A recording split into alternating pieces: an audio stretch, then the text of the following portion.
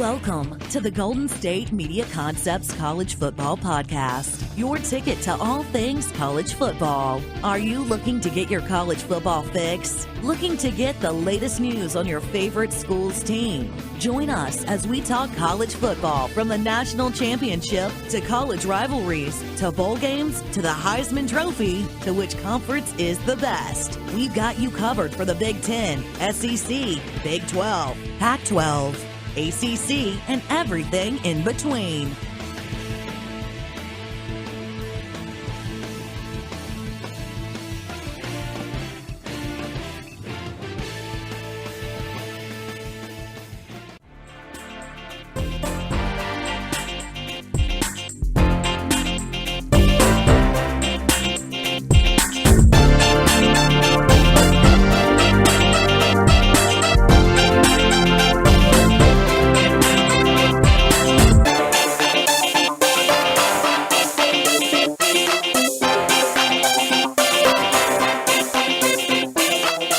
What is up? Welcome to the GSMC Football Podcast on a Friday today. Here is going to wrap up the week with some talk.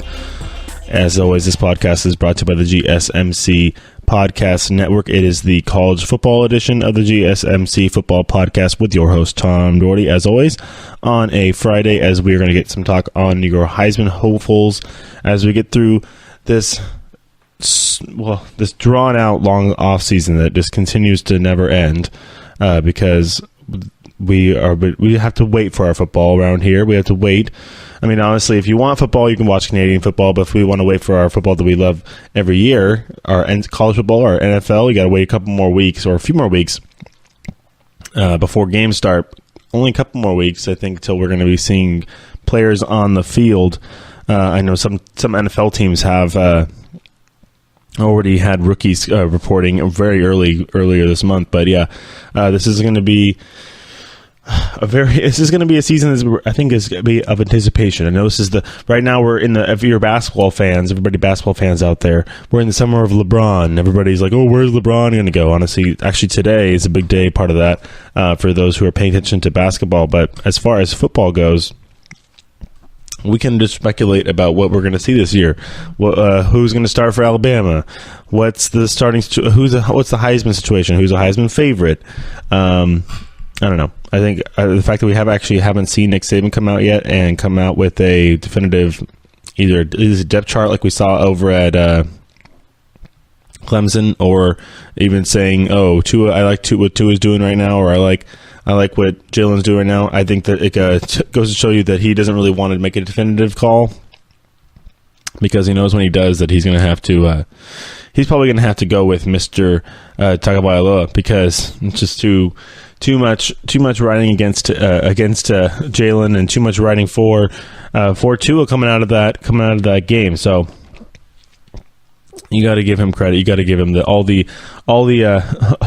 credit Tua deserves, because of the game that he played on January 4th when they beat Georgia. I mean, that game was done. I'm sorry, Georgia had that game. It was pretty much done. Jalen really wasn't doing anything against the offense. Against the defense. It was very stagnant offense for Alabama. They were punting a lot more than I think they had punted all year. You put in your dynamic freshman who can actually throw the ball down the field, and you find out that, we got a star on our hands, folks. I mean, we knew. He came all the way. You recruited him from Hawaii. I mean, he's probably like a 4 or 5 star recruit, obviously, coming out of high school. So, I mean, this guy's done a lot of stuff on a high level already. I mean, this is going to be a whole other segment we might have to do here in the show later. Probably about just sports and younger kids coming up these days, because I played travel sports. I've been around a lot of kids that play competitive sports, whether it's swimming, football, baseball, volleyball, golf, doesn't matter. Basketball, obviously, but doesn't matter. There's youth sports in America right now, especially when you get up to the middle school and high school age. I mean, there's kids out there who have to decide whether they're going to play high school sports or play a competitive travel ball team. I mean, obviously, football is a little different. Football, obviously, you're likely going to play.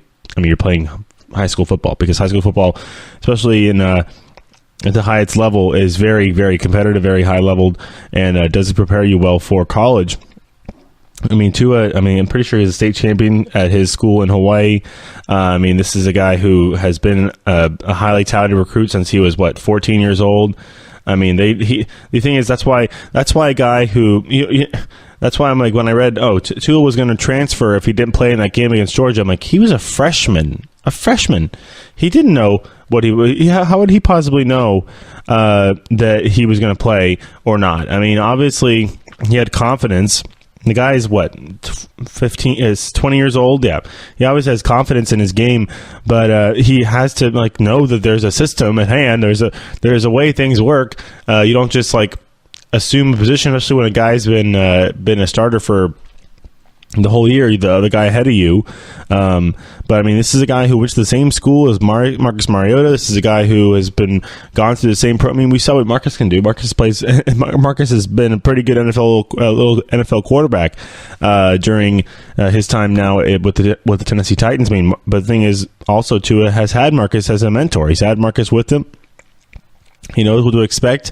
There's not going to be any surprises, I don't think, at any level whatsoever. The guy's prepared, and preparation is a big part of it, and a big part of being successful in sports. It's a big part of. It'd be so surprising that this guy did amazing against Georgia. Some people probably weren't surprised at all. I bet you Tua wasn't surprised. I bet you Marcus Mariota wasn't surprised, because they know they've been there and they've been playing. They've been playing this game at a high level for quite a long time. They've been refining skills, doing things. That's why we're seeing guys come in here at such a young age and setting the world on fire as rookies and freshmen in college and sophomore in college, second-year players, even in the NFL, going crazy because they've been prepared and they have been in the system. They've also had the best, probably the best nutrition and the best doctors, and we actually care about that kind of stuff now. Like back in the day, it was you were working on in the farm or in a factory or something like that in the off season. You were going to get strong through that, and then you're going to come back to football when it's time for football. Now it's year round, weight training, diligent food eating program, supplement program, more weight training, more cardio training, more footwork drills. It's just over. It's over, and it's year-round. It's always getting better, refining what you can do. It's pretty amazing. It makes sense, honestly. The guy, not everybody. That's why we were so surprised, and we were so, I don't want to say transcendent, but so surprised and so, just taken aback by what he did in January in the national championship game. Every year it gets bigger, it gets more visible, it gets more widespread, whether it's different platforms or it's in a brand new stadium like it was last year. You're in the biggest stage. This game, it's not the Super Bowl, but it's close. College football is pretty darn big in our country here. A lot of eyeballs on that, and he gets sacked. He led his team all the way back, gets him in a position to get to overtime, did all this work. Already that already to some people is an amazing feat to do what he did to get that team to overtime, and now he has a chance to win it in overtime, and he gets sacked. And you think Georgia's going to take this one back to their house, back in right on the street there from Atlanta and over in where they Athens, Georgia, and. Nope, he says nope. I got one more play, guys. I'm going to beat your corner. I'm going to look off the safety, and I'm going to fire an absolute missile down the left side of that sideline, left side of that field, down the sideline, and get the touchdown to win the game. So, it's this kind of same thing. I know. I was just watching. This makes me think of all these different things with sports, because sports, obviously, there's powers. There's powers in sports. There's favorites. There's the dynasties, or whatever you want to call it in sports. There's people that are expected to win. Obviously, Georgia was a very, very, very good football team last year, and they were very, very capable of winning that game. I honestly thought they had no chance. After seeing what Alabama did to Clemson, I thought they had no chance. I think that line was like a 4-point -4 for Alabama. I'm like, easy pickings. They'll win by a touchdown, no problem. They ended up winning by what? Like 4 or something like that, exactly on the dot, because they didn't kick the extra point in the overtime, because they won the Super Bowl, won the game on a walk-off touchdown, basically. But there's always favorites, there's always expectations for Alabama, and be able to go and meet those expectations. Look at the same thing we saw was going to make an analogy to the World Cup right now. It's going on with Germany. I mean, Germany, this is a team that's expected to win. They're expected to go on. They don't lose. Germany, you play soccer's a 90-minute game. You play 90 minutes, Germany wins. They'll figure it out. Well, obviously, if you've been paying attention to the World Cup, I don't want to spoil. I'm not spoiling anything because it's all over. But Germany's done. Obviously, they couldn't make it to they finished last in their group in the group stage just quickly on the World Cup there. But Alabama was the last time they finished last in the SEC. Never. They're good every year. They do stumble sometimes, so I guess you could say it's equivalent to that. They do obviously not win. They don't win the national championship every year. I talked about it last time on Wednesday with the whole LeBron to Nick Saban Alabama correlation that was kind of crazy that was going over since LeBron. I think it was the last 8 years. All of LeBron's finals. LeBron has been 8 straight finals, and every single one Alabama has either won the national championship game, and LeBron has won the title when they win the national championship game. And then when they lose, either in the national championship game or in a game prior, a semifinal game, LeBron loses. This was the first year where it actually did not correlate, obviously, because we know what happened. But the fact that you, as a freshman, you come in with the hat, what you've played literally, how many snaps did he play? 20, 25 snaps in garbage time throughout the whole season. Comes in the biggest game of the year. These aren't garbage time snaps, buddy. These are real things. We're losing. We need to get you need to get us back in this game with your arm. And then what did he do? He did this, that, and that's why. And it's not surprising to me. People are like, oh my gosh, this guy did it. It's amazing. Yeah, it's amazing. It's amazing what he did. It's not surprising. He's been preparing this since he was 14, 15, 16, 12, 13, 14 years old. Doesn't matter. He's had an NFL quarterback mentoring him his whole life. Or not his whole life, but his whole youth football career. NFL quarterback, guy who went Heisman Trophy winner. Same high school, same coaches, same drills, same program, everything. It's a culture. When you create a culture somewhere, that's when you get repetition, and you find out that we can replicate some of these guys. I mean, not everybody's doing exactly the same.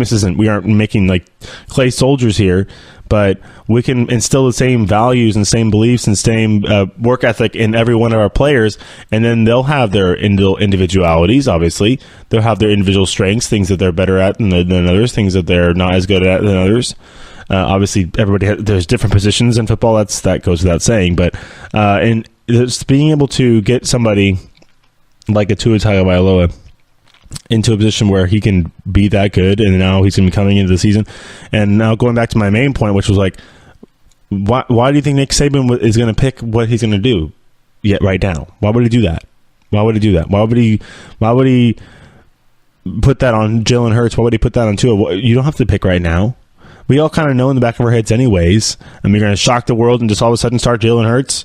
He's going to transfer anyways if you don't pick him. I mean, honestly, I think it'd probably be in the best interest of Tua to find out early. I mean, of Jalen Hurts to find out early, because if Jalen Hurts finds out early enough that he's starting, he'll have more time to figure out where he's going to go after that. So, or even if he still wants to transfer. So, I mean, that's all kind of up in the air. But I mean, Nick, let him play out. Let him get through at least a little bit of training, a little bit of, I'm going to call it training camp, or just like, preseason workouts with the college teams, whatever they call that. But they have to work it out a little bit more. Obviously, Tua couldn't really do much in spring practice because of the broken hand. But the fact that you didn't see any, Tua broke his hand, I'm sorry, he lost his chance.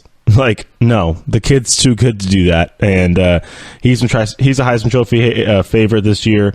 That's kind of what we're doing these first two segments. I just wanted to talk about Tua for a while there. Kind of ended up getting on a little tangents about Tua, though. But he expected to win the Heisman, obviously. Not expected, but definitely a possibility. If we don't know if he's starting it, so we can't say he's expected. But if he does start, then it probably will be expected for him to win this, or at least be a heavy favorite to be just like his mentor, just like the guy he went to the same high school as, and is emulating to be. That's Marcus Mariota, who won the Heisman with the Oregon Ducks just a handful of years ago. So good looking for Tua. Hopefully he gets that. I mean, I want him to start. I like watching him play. I've watched a lot of Jalen Hurts. Just didn't really do. He's not really a thrower. He's a runner. He's a great runner. He's honestly, I don't know. He doesn't want to be running back. Blah blah blah. Honestly, be like a little don't know. You could go be receiver, be like a little X receiver or something like that, like a Tyreek Hill. I mean, you're smart. I mean, I don't know if you're quite fast enough. You're a little bulky, but he's definitely got the elusiveness to do that. But obviously, you want to be a quarterback. You want to have the ball in your hands. I don't knock people who are like, I don't want switching positions. Like Lamar Jackson, he wants to be a quarterback. He wants to have the ball in his hand. He's good at that. So, I don't knock people who don't want to leave quarterback position. That's pretty sweet.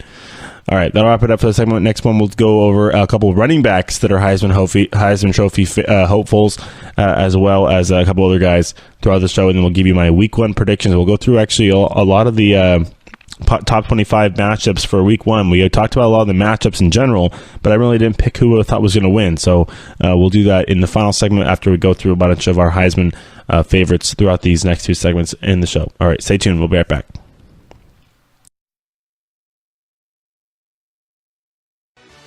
Are you looking for help for your fantasy football team? Check out the GSMC Fantasy Football Podcast. Get today's best advice on who to start, who to sit, even who you should draft. From sleeper picks to red-hot lineups, they got it all covered for you. That's gsmcpodcast.com/fantasy-football-podcast. We'll cover traditional leagues, dynasty, PPR, even IDP leagues. When you need fantasy help, there's just one show to hit up. Don't forget to like them on Facebook and follow them on Twitter. Visit gsmcpodcast.com for more info.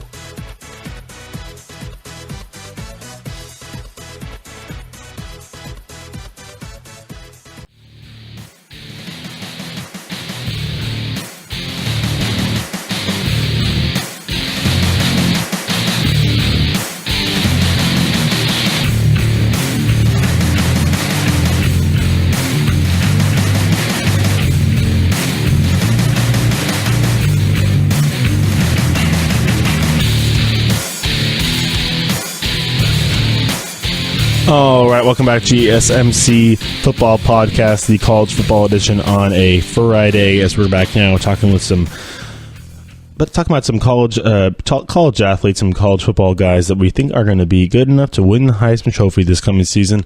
And I went over a quarterback, and quarterbacks are always, what we've had the last decade, it's been all quarterbacks pretty much, except for Trent Richardson and Derrick Henry. And that was probably a year that was down for quarterbacks, because seemingly every year, it's going to be a quarterback, whether it's a runner or, honestly, usually we've seen a lot more mobile guys. Marcus Mariota, we saw, Andrew Luck get snubbed twice for what was it? Once, I think, was for, obviously, RG3. He was more of a runner. And then we saw, what was it? I don't think none of those guys were Heisman, but we saw obviously Baker Mayfield wins last year, and he wasn't really your prototypical pocket passer either. So, there's different things everywhere. Obviously, the college game is still kind of allowing for a lot of these running quarterbacks due to the simplified aspect of the game, and the fact that we have a conference called the Big 12 where they don't believe in defense. Expect maybe the Big 12 to have another guy to pop this year. And, if you want to think about a guy who could pop this year, to briefly get over some quarterbacks, it'd be the guy over at Baylor, who has been deemed the next Baker Mayfield. I'm not speculating anything. I haven't really watched much of these. This is Charlie Brewer. That's it's supposed to be the next big guy who's coming in to play for the Baylor Bears. But he's the same thing. 6'1", 190. That's the exact same stats, pretty much same measurables as Baker Mayfield. And 6'1", tall enough to be a quarterback. I guess maybe a little bit. 6'1", 6'2". It's on the lower end, but you want to be around 6. I like 6'3" is like the perfect. It's 1 inch, Tom. Come on. 1 inch. But this is a guy, who played in 8 games last year as a freshman with Baylor. 11 touchdowns, 4 interceptions, threw for over 1,500 yards. Baylor, honestly. Bryce Petty went to Baylor and succeeded. So, take your Baylor quarterbacks with a grain of salt. I'm sorry, you could say the same thing about RG3. We know he set the world on fire his rookie year. Obviously was not durable enough to last long in this league. I think he did find a team, though. Obviously he was on the Browns, but I think he found a team this offseason, right? There was all the hubbub was like, oh, RG3 found a team, but you still can't find one for Mr. Kaepernick. So RG3 is the backup for the Ravens right now. That's right. I figured he signed with the Ravens, as they obviously have a couple guys they have to decide over now with Lamar Jackson and Joe Flacco. Thomas is a college football show. You're talking about college. Oh, we know. I was just talking about RG3, and the fact that he went to Baylor shows you that maybe Baylor quarterbacks aren't the ones. I mean, they're very flashy in college. They're really fun to watch in college, especially because they play in the Big 12 where they don't play defense that much. I mean, obviously Lincoln Riley's trying to figure that out, change that culture a little bit at Oklahoma. Why do you think Oklahoma's good? Obviously, they have a good offense and a lot of good special players, but they actually do try and play defense. They actually try a little bit. TCU, same thing. They try a little bit, so they actually can get up on everybody else. Nobody really else tries to play defense. Oklahoma State, they get a lot more shootouts than you think. But, I mean, as a freshman, you got to like the stats from Charlie Brewer. Could be a guy that pops up on your radar eventually this coming season, as he'll likely be that quarterback as he's now. I mean, they changed it, of course, as a 6'1", 203, gained 13 pounds, put on that muscle. There you go. As we come into this season, but this is a season where I think we might get another running back as a Heisman Trophy winner. Obviously, Tua has something to say about that. Maybe a Will Grier does too if he puts in some serious numbers in at West Virginia, but. There are two running backs in our league in college football right now that they're definitely the height. I want to say the front runners for this award, because it's tough to say a running back is a front runner for anything these days, because it's such a quarterback-driven sport in general, not just a league in the NFL. It's a quarterback-driven sport. College football, you do got a little bit less, because I mean there's programs that don't throw the ball at all. I mean, you have some of these military programs. I don't know if it's Army or Navy. They run the wing T or the triple option offense. I mean, the veer offense as well, is all kind of a much heavier throwing, like 90% throwing. 90% running, less throwing. 90% running offense. We're gonna have three different guys who can run the ball, triple option. So I mean, that's true. College football, not necessarily the passing league, but we are getting into it. We are going to go over. I want to look at Jonathan Taylor's highlights really quick here. Not highlights, but his stats. As I think that's the guy. It's Jonathan Taylor and Bryce Love. They're the two guys who you have to keep an eye on this year. Bryce Love, and they're both going to be in red and white. So Bryce Love's at Stanford. I mean, if you're out in the East Coast, just do it once. Maybe you'll get a game that's early or something like that. Pick out a game where Stanford's on the road or something like that and plays out east. Or I think they do go to Notre Dame this year. That game will be earlier, but I know that you guys out there in the East Coast can't really stay up late enough to watch the West Coast games. Because Stanford, when they play at 7 o'clock, that's a 10 o'clock start on the East Coast. Sometimes 10:30. Most of the time 10:30, because they're doing like double triple headers on ESPN. But it's worth it. Go watch Bryce Love and watch what he's been able to do even last year. I mean, his stats last year, we'll go over them in a second, were with a lot of injury. He had major injury issues as well. So there's definitely some concern maybe coming this year. Hopefully he can get completely healthy coming into this season. But looking at Jonathan Taylor's line from last year, I mean, 273 rush attempts, over 1,800 yards, 13 touchdowns, and he also had 7 catches for 82 yards, which, I mean, that's probably just a product of the offense. They don't really throw to him all that much out of the backfield, but this is a guy who's been elusiveness. I mean, he averaged 6.8 yards a carry. What do you think? What did Saquon Barkley average a carry in his career? I mean, maybe it's probably a little bit higher than you think, because he had a lot of big long runs. But I mean, this is a guy. Jonathan Taylor carried it 30 times against Purdue in a win.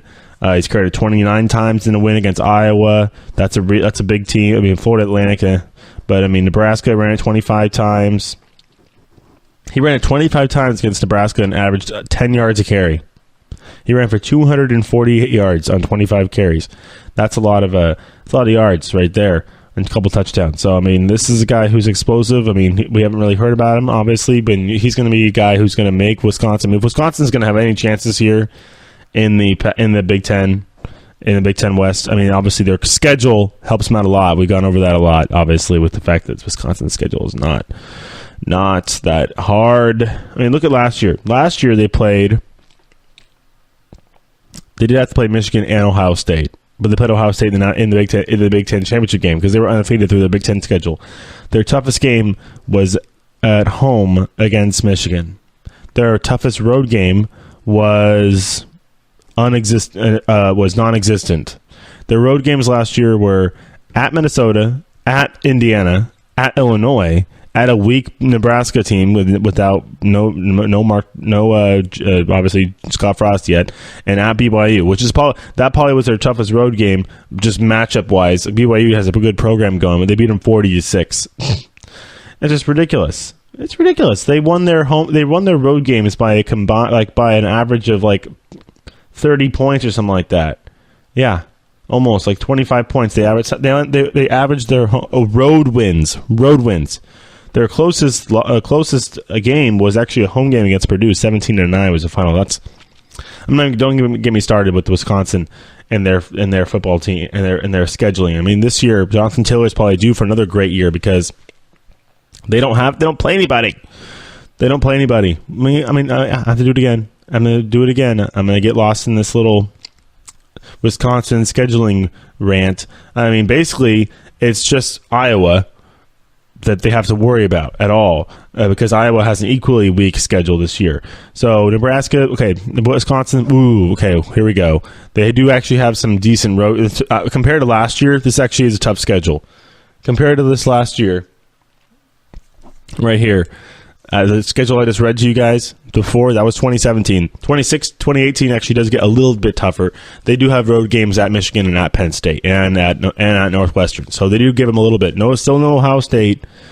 They do have to go to Iowa. But, yeah, that's about it. Everything else is they play all the easy road games, easy home games as well. So they shouldn't lose a game at home this season. They might get tripped up against Michigan. They don't have to play Penn State, but no Saquon Barkley. You missed Penn State the right year. I mean, Trace McSorley, have fun with that, but yeah, not Saquon. But back to Jonathan Taylor, obviously. I mean, those were his numbers as a freshman, by the way. So he'll have maybe a little bit tougher sledding this year because you do have a Michigan You have a Michigan on the road. It's also have a Penn State on the road as well. So, I mean, against Michigan last year and Northwestern last year, they played them both at home, and Taylor pretty much almost the exact. Well, Northwestern held him to his lowest average on the season. He was 19 yards, 80 yards on 19 carries, averaging 4.2 yards per carry, but he had 2 touchdowns. So, I mean, it's still a good day, still a fine day. I mean, he does well against tough. That's probably the toughest defense he faced.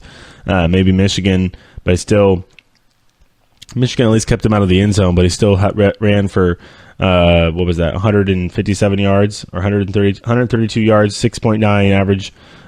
So, I mean, those are your 2 toughest defenses in the league. Everything else, Maryland's a pushover, Illinois, Indiana's pushover. I mean, this season they're going to face all those teams. This year, actually, they're going to have to face them on the road. But they're going to be traveling to. Do they play? Where are all their road games? I'm not seeing any road games. All their road games are they have at Penn State, at Michigan, and at Iowa, at Northwestern. Those are their road games. Everything else, they're at Purdue. So they still get to play Minnesota at home, Illinois at home, Rutgers at home, BYU at home, and Nebraska at home. And then go look at Nebraska's schedule. Whoever makes this, I mean, honestly, Wisconsin and Nebraska just flip schedules. Just flip schedules. Nebraska will still have the tough games on the road because they still have to play Michigan. I think they still play all those teams on the road anyways. But they'll at least have the home games against Illinois and Maryland and Rutgers and Nebraska. Or I didn't say Maryland, but I meant Minnesota. Maryland's the other team on the East. They're in the Big Ten too, but they're the weak side of the East. While you have Minnesota as the weak side of the West over in over in the Big Ten. So, Jonathan Taylor, he'll have fine this year. I think he'll be able to put up some serious yardage. If you look at his comparisons last year, I mean, obviously teams get better, but he'll be able to take off from that. As that was the second favorite I wanted to talk about. As we'll go through the last one in the final segment. That's going to be Bryce Love, and we'll talk about Stanford as their outlook for the season as well. So we'll stay tuned for that, and we'll be right back.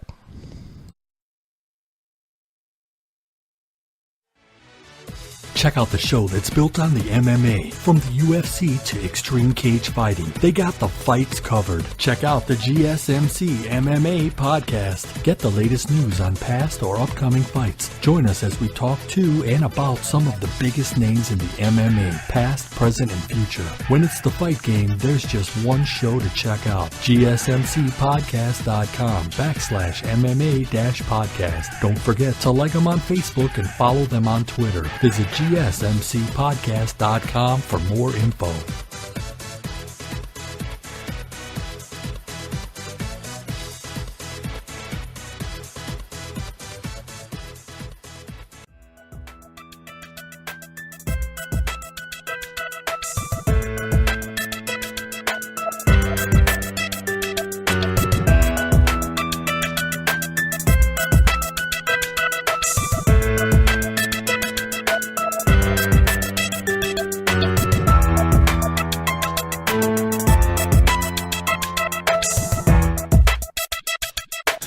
Welcome back to GSMC Football Podcast on a Friday today here at the College Football Edition as we're talking some Heisman Trophy favorites. I had Tua, I had Jonathan Taylor from Wisconsin. Wow, I was going to say Washington. Wisconsin. Speaking of Washington, I mean, there could be another sleeper over there. I mean, not really a sleeper because he was up there on the Heisman Trophy talk back in his sophomore year when he was leading the Washington Huskies to a college football playoff appearance, and that's Jake Browning.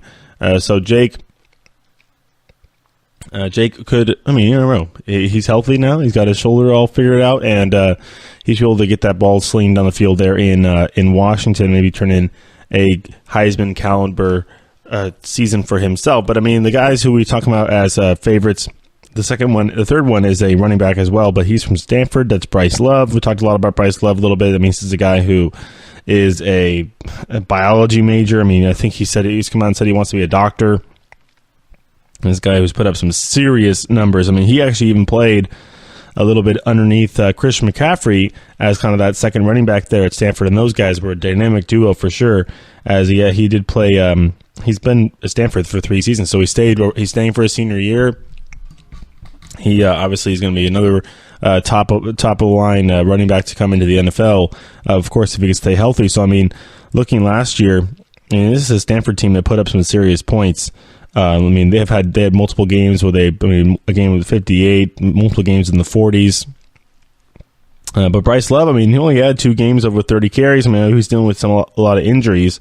But I mean, even in the bowl games, he played in the bowl game, 26 carries, 145 yards. I mean, it seems pretty. I mean, 100 yard rushing for him is like every day. I mean, 150 yards rushing seemingly every day. So he never averaged under. I think his lowest average was 4.3 yards per carry, and that was against a tough Washington State team. Actually, a loss, a team that beat Stanford actually last season. As they were actually a tough team. That Mike Leach got that defense really figured out as in that last year, because I mean that team was really firing all cylinders last year. I mean, they got that defense. I mean, usually Mike Leach, offense, air raid. I mean, they got the defense figured out. They beat Stanford last year, but I mean, they were able to come back. Stanford beat Washington, beat Cal, beat Notre Dame, then obviously losing to USC in the Pac-12 championship game. But I mean, Bryce Love, even in the losses, I mean, this guy would just put up numbers. I mean, his worst game was against Washington State with 16 carries, 69 yards. They really just focused on him, keyed on him. But I mean, this is a guy who rushed for 300 yards in one game. That was against Arizona State last year. But I mean, 25 carries, 300 yards, 12 yards a carry. I mean, that's not even the highest he's averaged, actually. The highest he averaged last year was against Rice. He averaged 13.8 a carry. I mean, that was obviously a blowout win, but then to come back to it, and then actually the most he averaged in the loss against San Diego State was in the loss 14.2 yards per carry against San Diego State in the loss. Actually, it took last year. That was a heartbreaker right there for Stanford. But 13 carries, 184 yards, 14. I mean, yeah, we could look at stats from last year all we want, but this is a guy who has been hurt all throughout last year. Put 17 touchdowns in, got almost 2,000 yards rushing. I mean, literally the guy was 27 yards short of 2,000 yards rushing. I mean, this guy knows what he's doing. He knows. I mean, surprising though is he only had six catches for 33 yards. So I mean, if he wants to get more in the NFL kind of selling point where you move yourself up the draft boards a little bit, there is that NFL teams, they love throwing it to the running back. Love throwing it to the running back. And so I mean, he did have 15 catches in 2015, 8 catches in 2016. So I mean, he's shown ability to have the good hands and be able to catch the football, but he's got to be able to pump that up. I think this year maybe you'll see David Schaub take that part of the offense and increase it a little bit more with the passes out of the backfield. Maybe give KJ Costello a little more time. But that Stanford offense can be pretty interesting. Actually, they have a lot of big packages, a lot of those ogre packages. We have a bunch of bunch of linemen in there. Get holes for the running backs, but then also they run the play action better than anybody I've ever. I mean, some of those play action plays. I mean, the linebackers are right behind the linemen, and they're being just pushed so far up the field, and the quarterback can just sit right behind and just throw pick right behind. Not interception as in pick, but just pick apart that defense a little bit by just sitting there and just boop, boop, boop. Just, we're going to go as we go here with these play action passes because we're pulling these linebackers out of position, which is what a good running back does. I mean, that's not only so the good running back, obviously, yeah, we love running plays. I mean, big running, chunk yard running plays, first downs, everything, broken tackles, touchdowns, but they do very valuable things where they set a tone with the running game. They cause linebackers to jump with play action, and then they also will start creating some body blows for those defensive linemen. Just wear and tear, wears it down, and every single time in Stanford, that's their MO. I mean, sometimes those wear you down to a nub. Seemingly, last year they did that to a couple different teams. As I mean, they were able to grind out some wins. The Cal game actually was a grind out victory there, but they've also been able to put the stomping on some teams where their defense. I mean, and the team sometimes that's a lot thing about football teams. You can have as good an offense as you want. You can have a Heisman Trophy candidate as you want. You can have 2 of them, 3 of them if you want. But if your defense can't stop anybody, it's tough to win a lot of games 58-34. It's tough to win a lot of games. 30-22. I mean, so that's how you get beat. I mean, sometimes your defense isn't on. Then you all of a sudden you lose. They score one touchdown, they beat you 33 or 31, 30 or something like that. So you got to be able to stop them. You got to get the ball back to your back, because that's the guy that you're going to be relying on. I mean, the one game he didn't play last year because of the injury was the Oregon State game, actually, where Oregon State thought they might be able to squeak across a win last year. I think they actually did get one win last year, but they were pretty bad. They actually only lost Stanford by 1 point. But I'm going to look at the Stanford and then kind of look at their schedule for this year and see where Bryce Love might be able to get some big games. Obviously, we know where he was last year. What teams really sparked, obviously, his offense. He had 3 touchdowns against Arizona State, a 300-yard game. So obviously the ASU game is going to be a big one for him this year. But they didn't play. There was no Colorado. They did play Utah. I mean, obviously these teams we have a lot of turnover as well. So, but I mean, they're going to be playing that. They have to play San Diego State again this year. So, and it's going to be at Stanford. This is going to be a game August 31st. We're getting close. This first game of the year is going to be a big deal because they did not like the fact that they lost to them last year. That was not a good thing. I mean, it was a back-to-back loss kind of situation where you have obviously you have a tough loss, but you get blown out by USC. You're never really on the same level as them, and then you lose to San Diego State the way they did. So looking at this year, obviously the first game is going to be that San Diego State game, so they're going to have it's going to be the reverse basically of last year. They had the Rice game, then USC, then SDSU. This year it's going to be the SDSU game, then USC, then they're going to play UC Davis, which should be fine. I think that's going to be that'll be a tough one for UC Davis at Stanford. But yeah, they start with those 3 home games. The last one obviously was at SDSU. It was kind of a weird, I think it was an early game. The guys were probably a little bit off. They were definitely flat for that game. But going on and looking at it now, just looking at this, so they do actually, so after those 3 straight home games, they have to go to Oregon. Oregon's supposed to be pretty good this year, so that's going to be probably their toughest 2-game punch right there. Is going to be maybe even a 3-game punch, because they're going to be at Oregon. Then they're going to be, fortunately, it's not that big of a, not that far.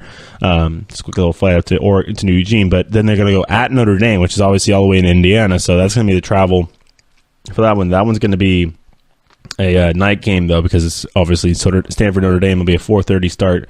It'll be a night game on September 29th. That'll be a good one to watch. And they're going to have to come home. And you think, okay, we just had this little road trip here where we played 2 tough games, hopefully scratch across 2 wins. And then you come home and you get Utah. And Utah is no slouch.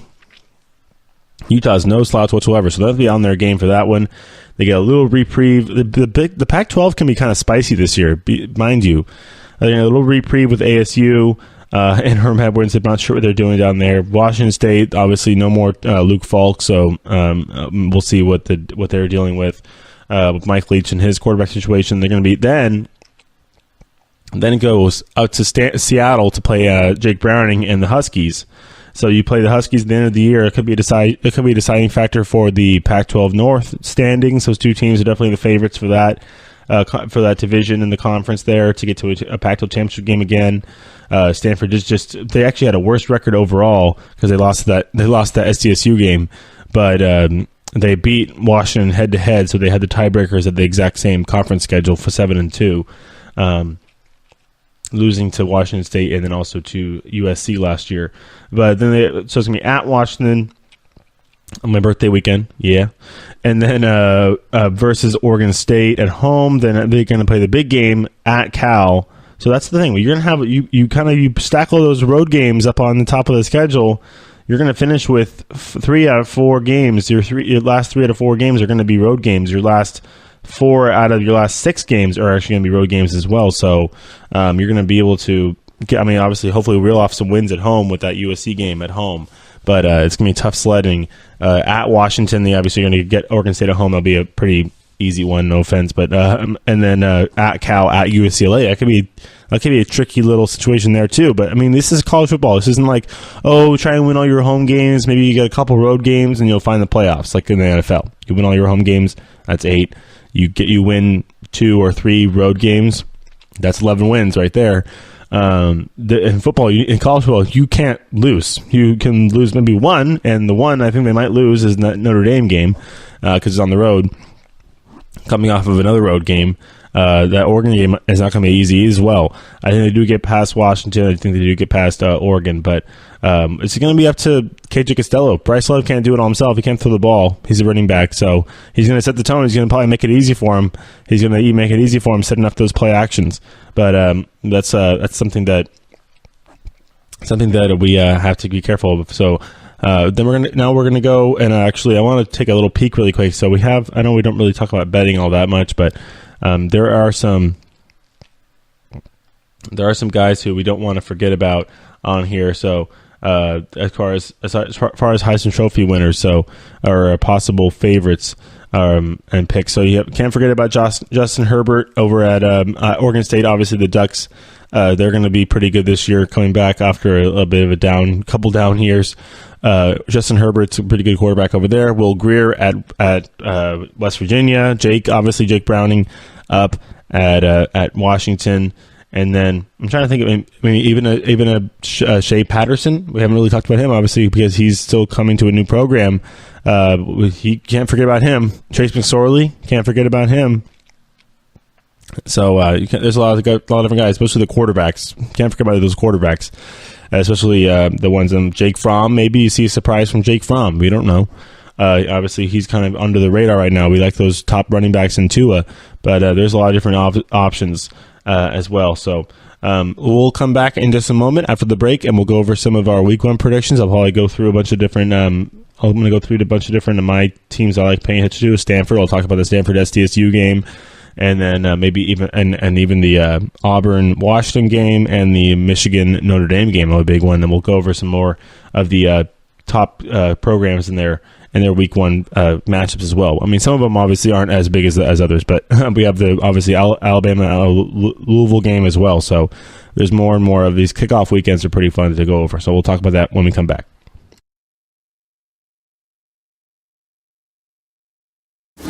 Check out the show built around the women of MMA. From the UFC to the extreme cage fighting, we got the fights covered. Listen. It's the Golden State Media Concepts Women's MMA Podcast. The latest news of upcoming fights, discussions of previous matches. Join us as we talk to and about the biggest names in women's mixed martial arts, past, present, and future. When it's the women's fight game, you know where to listen to. The Golden State Media Concepts Women's MMA Podcast.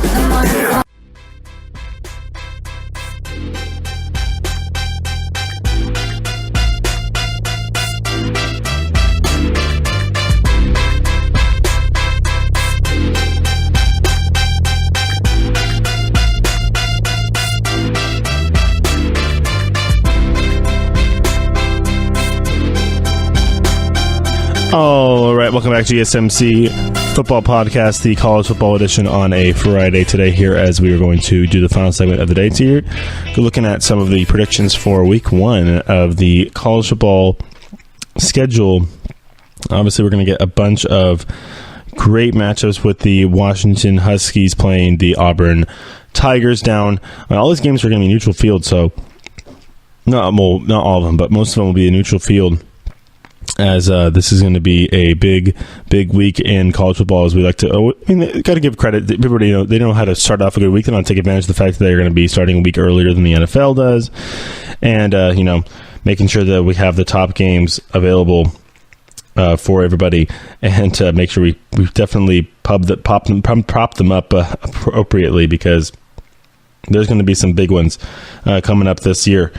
So going over the ones from coming up, we obviously have Michigan, Notre Dame. That one's going to be tough. Brandon, that's going to be a battle of quarterbacks that need to prove themselves. I mean, Shea Patterson, I don't know what the expectations quite are yet over, in-house, at least in Michigan. Our expectations are high, obviously. Brandon Wimbush, his expectations are high around the country, because he's actually been at Notre Dame for a little bit now, so he'll be able to. He definitely has a little bit of a leg up on Shea Patterson, but this is going to be one that's going to come down, I think, to the defenses. Is going to come down to how much they can stop each other. It'll be a low scoring game. I want to take Michigan just because I think they have more. They're going to have more athletes, more talent. It's a really even matchup. Honestly, it's a great matchup, great for college football. As you got to give them credit. They definitely know how to schedule some games. Next one, so Michigan. We're taking Michigan, by the way, in that first game. All right, next one, Louisville and Alabama. This one's kind of a no-brainer. Sorry, Louisville, you're not on the same level as Alabama quite yet. I don't know if you're going to be anytime soon, but Alabama has Tua. I'm going to basically say Tua starting. I'm sorry, but I'm saying it's Tua starting on for Alabama on September 1st. So I'll take them for the win in week 1. They should get by Louisville pretty easily, but that game's going to be at the Camping World Stadium in Florida, in Orlando. So that'll be a neutral field for them out there, as they'll get that game going on September 1st. That's a Saturday. So we actually have games on Friday too. So that Stanford, the Stanford what was it? The Stanford SDSU game. That's on Friday. We actually have games all week. There's going to be games on Saturday the 25th. There's going to be games Thursday, Friday, and Saturday in that week one as we kick off college football. And we're so close to it as we're just a couple months away from seeing these players on the field. But yeah, Stanford and SDSU. I'm going to take Stanford to avenge their loss from last year. I don't think they're going to hold any punches. It's going to be at home. It's going to be a bloodbath. Honestly, SDSU, they lose. You lose Rashard Penny. You're not going to be as good as you were last year. All right. Looking at some other games here on the schedule. Obviously, there's one actually that's going to be kind of jumping out is the West Virginia-Tennessee game. It's going to be at Tennessee. An interesting little interconference kind of matchup here with the Pac-12 and the SEC. Big 12 and the SEC. Going at it, and I'll take West Virginia. I like even on the road. I think Tennessee. They're just kind of the new head coach. Everything that happened last season.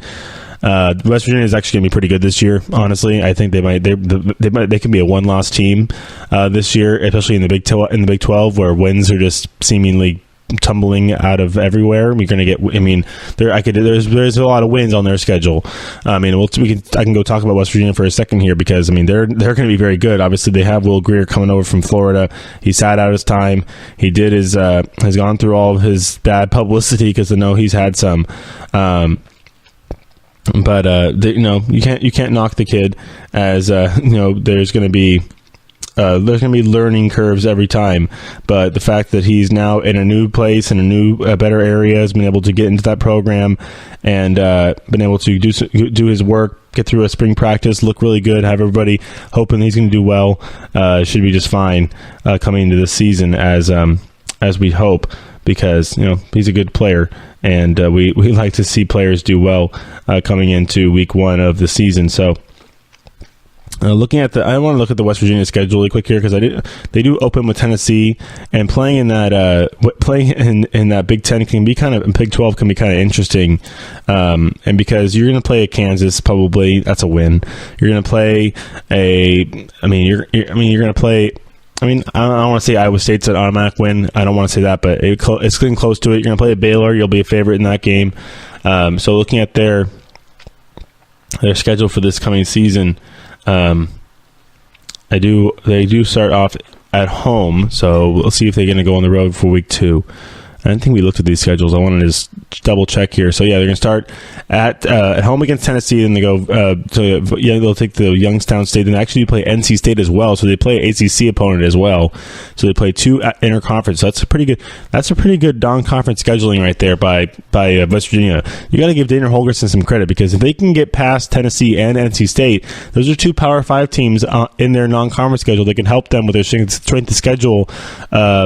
Rating at the end of the year if they're going to get into a conversation with the old college football playoff. So that that's the end of the season. That's going to be tough sledding. Obviously, they're going to come in as favorites. They're going to probably come into that. So they play Tennessee, Youngstown State, NC State, Kansas State. This is in order. So the Kansas State. They get through the first 3 games, all the non-conference games. The one toughie is going to be at NC State. That would be toughy, but. Versus Kansas State at Texas Tech, that should be a win. Versus Kansas State should be a win. Versus Kansas, that's a win. That's your homecoming game. Of course it is. At Iowa State, that'll be a tough one. If they can get by there, that'll be a big win. Home against Baylor, you should win that. Texas Tech at Texas. Texas is a quarterback. I don't like Texas right now. Tom Herman's he hasn't really shown me much. I'll take West Virginia in that one, even though it's at Texas. Versus TCU, you can play TCU at home. That's big, because this is this is the start of the big stretch. You're going to be at Texas. You're going to come home for TCU. You're going to go back out to Oklahoma. And you're going to come back home for. We're going to go out to Oklahoma to face Oklahoma State. Sorry, clarification. And they're going to come back home to face Oklahoma. And that'll be the end of your run. So, if you can say Oklahoma's your one loss at the end of the season right there, that looks pretty good. So they can navigate that. Obviously, their schedule very soft in the middle, very rough on the outsides. The Tennessee game, not so much, but NC State, that'll be a tough one. They also play Youngstown State. This should be a win, but I'm definitely going to we'll be paying close attention to West Virginia, because this is an interesting little schedule here. You got to be. They play the big schools. They can get by them. It'll look very nice on the resume. Very, very nice, especially that non-conference. I mean, you play TCU, you play Oklahoma State, and Oklahoma in a row. That's the one thing that's going to be tough at the end of that year, especially at the end of the year. You're going to probably have to deal with some injuries. Guys are banged up. I don't know if they can get all of those. They'll probably drop maybe 2 of them. I bet you I mean, the fortunate thing is they play TCU at home, and they play Oklahoma at home. Oklahoma State doesn't have Mason Rudolph anymore. I mean, obviously, you still got Mike Gundy. He's a very good coach. They'll probably be up there again this season, but yeah, I'm just that's a very intriguing schedule there for the Mountaineers at West Virginia. So we'll pay close attention to them this coming season. But back to my Week 1 picks. Obviously, with West Virginia and Tennessee, I said I took West Virginia, even though it's going to be at Tennessee. I just think West Virginia is a more complete football team. Their offense is going to be clicking, I bet, because Will Greer's got that. This is a guy who could be a top quarterback next year. I mean, he's basically everything you want in a quarterback: size, arm, everything. Maybe in between the ears, he needs to figure that out. But he's had time to grow. He's been through the public eye a few times with negativity. So he's kind of you can kind of get used to. I mean, I don't want to say get used to it, but you can become accustomed to it a little bit better and know how to carry yourself through it. So that's definitely experience is necessary sometimes in every faction of experience in general. So looking at some of these other ones, Oregon State opens with I don't know if the coach at Oregon State, the new coach at Oregon State's buddies with Urban Meyer, but that's a very interesting little matchup there to start off the season. A Pac-12 Big Ten matchup with Oregon State traveling to Ohio State to get their beating. That's going to be a tough one. I'll definitely take Ohio State now. And if Oregon State that'd be the biggest upset in college football history, I think. It would be if if anything happened. All right, the big one. Obviously, I'm not going to say that. Sorry, Louisville, Alabama is not the big one. The big one, the most evenly, other than the one we already talked about, which was Michigan, Notre Dame. I picked Michigan. Even though I think does that mean that game is going to be at Notre Dame? Because if it's, that's going to be the one thing. I'm really good with the matchups, and it's not so much with remembering who's home and who's away. In the Michigan Notre Dame game, as I'm looking for it on my schedule list here, but no, the big one I think is going to be that it's going to definitely be your friends at Washington, my friend at Washington, playing against Auburn. Auburn is a very good school. Auburn is a very, very good school. So there's the Michigan. It's going to be at Notre Dame. So yeah, I'll be wishy-washy on that. I'm looking forward to see what Vegas thinks about that. But no, the other one is that is definitely the Washington and Auburn game. It's going to be at a neutral field. Wait, is the Michigan game going to be on a neutral field? That's the one thing. Nope, it's going to be in Notre Dame. So yeah, no, I didn't think so. I know the kickoff games, like the Notre Dame game is not going to be on the neutral field, but the kickoff games like the Alabama game, the other, I think the LSU Miami game, that's another one I'll have to pick too in a second here. But that's going to be at AT&T Stadium in Arlington, which seemingly hosts something every year. Got to give Jerry Jones credit. He built one of the best stadiums, and everybody wants to have it there. And then then the other game is is in Orlando. We talked about that. All right, but yeah, Michigan, Notre Dame. I'll stick with Michigan for now. I like Shea Patterson. I want to see what he can do there. And then Washington, Auburn. No more Kerryon Johnson. Both teams have been kind of lost. This is interesting. Both teams actually, one team lost their running back, one team lost their receiver. Dante Pettis is gone. Kerryon Johnson's gone. Both teams have their quarterbacks back. Both teams have two other skill players on their team that are very good. So, you have a receiver on Auburn who's pretty talented. You got their quarterback, Jared Stidham, who's going to come back from that surgery and probably just chomping at the bit. Same thing with both the guys actually have had shoulder issues. I don't think Jake Browning needs surgery. But you have still Myles Gaskins over there as well at Washington, who can really make things work he's a running back. That's the difference. I think that's why Washington I'm going to take Washington because I think they have the edge. I think their defense is a little bit better. They do lose Vita Vea, but they'll probably have guys who's worked underneath him will be just fine. I'll take Washington because Even though I love Gus Malzahn, Chris Peterson was on my top 10 list too. And I like Jake. I love Jake Browning. Can't go away from my fellow Folsom Bulldog there. But yeah, just going off of the fact that they still have their running back. Myles Gaskins is a very good running back. I think Washington gets by Auburn on a neutral field. And I'm sticking with Michigan. The other one at LSU, Miami. We'll take Miami. That's not. I mean, unless Joe Burrow plays for LSU and plays really, really well, then maybe. But Miami, they got some good defense. They got a great secondary. Malik Rozier is back. They got some good little weapons on the outside. So I'll take Miami there. And then the other game is actually Virginia Tech and Florida State at Florida State. Big first week 1 test for Willie Taggart there at Florida State, because he still hasn't figured out a quarterback situation. We don't know obviously John Francois still kind of working his way back from the injury, and he's had some legal issues, been in the media for a while Justin Blackman has just worked his booty off. He's been in the office, he's been in the facilities. He wants that job really, really bad. DeAndre probably wants it too, but he's got other stuff that he's got to deal with, especially his health. So I'm going to take. It's at Florida State, and I think Willie Taggart wins his first game. I do like Virginia Tech. I do like Coach Fuente. That's a tough one. That's a really tough one, because Virginia Tech's going to be good this year. Honestly, you know what? Yeah, Virginia Tech's going to stun them. I'm going to take it. Hokies on the way. They're going to go into Doak Campbell Stadium. They're going to beat Florida State week 1. Florida State's going to start off on a bad note again. They haven't figured themselves out. They had a weird coaching changeover, weird little offseason. Florida State, they're not really focused on football right now, I don't think. Virginia Tech has had their coach, and still Fuente's been there for a while. Not a while, but he's been there, and they're ready to go. I think Virginia Tech's going to be good this year, so I'll take Virginia Tech on the road. They need this win coming into the week 1, coming into the season for week 1. All right, that'll wrap it up for the show today, as we have done a lot of talk on Heisman stuff, picked out some serious player contenders and players that I've talked about, and then also did some week 1 predictions as well. So everybody, have a good weekend. We'll be back on Monday, and we'll talk to you later. Bye. You've been listening to the Golden State Media Concepts Football Podcast, part of the Golden State Media Concepts Podcast Network. You can find this show and others like it at www.gsmcpodcast.com. Download our podcast on iTunes, Stitcher, SoundCloud, and Google Play. Just type in GSMC to find all the shows from the Golden State Media Concepts Podcast Network, from movies to music, from sports to entertainment, and even weird news. You can also follow us on Twitter and on Facebook. Thank you, and we hope you have enjoyed today's program.